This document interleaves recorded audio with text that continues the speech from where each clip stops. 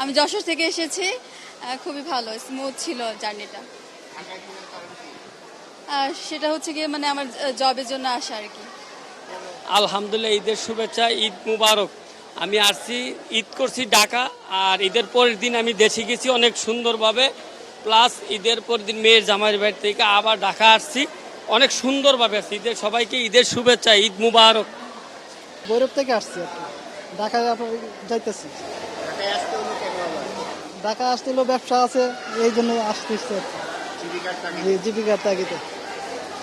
না, আজকে সকালে আসছি, যে ইনশাল্লাহ ফিরলাম, মানে ঈদ করে দেশ থেকে ফিরলাম।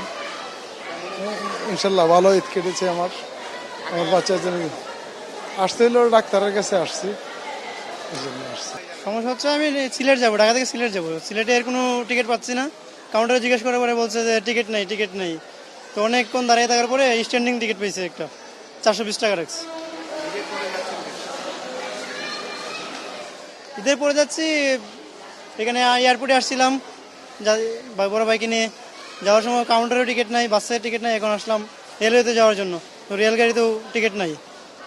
ঈদের পরে যাচ্ছি, ঈদের আগে টিকিট পাওয়া যাচ্ছে না, আরও এক সপ্তাহ আগের থেকে।